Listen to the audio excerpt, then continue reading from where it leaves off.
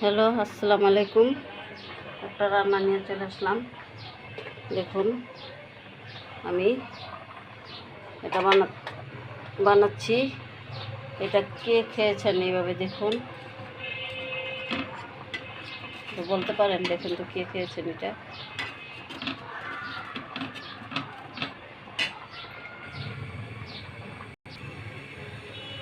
Hello viewers, সকালের নাস্তাটা হয়ে যাক। এখন আমি তেল দিচ্ছি পরিমাণ মতো। আমার ফ্রাই প্যানে রান্না করতে ভালো লাগে না, ফ্রাই প্যানে রান্না করতে হয়। এখন আমি এখানে পেঁয়াজ কুচি, মরিচ কুচি দিয়ে দিলাম।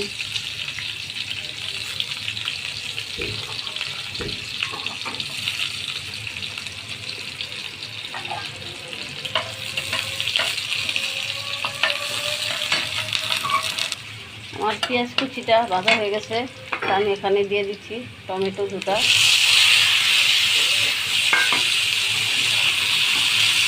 চুলার আঁচটা কমিয়ে দিই।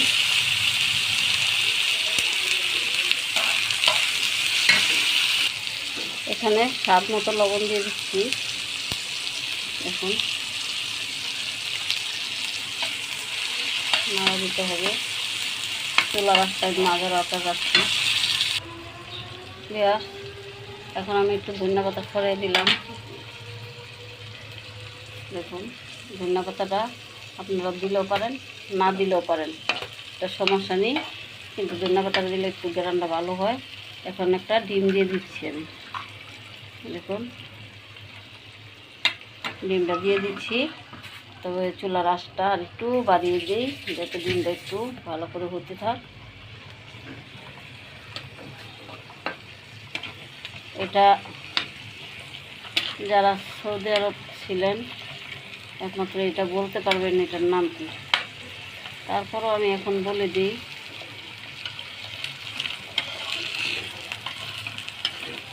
সকালের নাস্তার জন্য আমি তৈরি করলাম এটা। এখন এটার সাথে মিক্স করে দিলাম।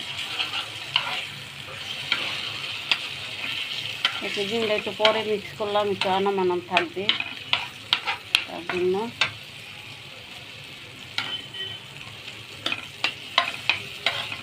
বড় ভিডিও দিতে চাই না, বড় ভিডিও কেউ দেখতে চায় না, তাই বড় ভিডিওটা ছাড়তে ভালো লাগে না আমারও। সবাই খালি লাইক দিয়ে চলে যান, কিন্তু একটু কমেন্ট করেন না, একটু শেয়ার করেন না। তো কমেন্ট শেয়ার করলে কি হয়?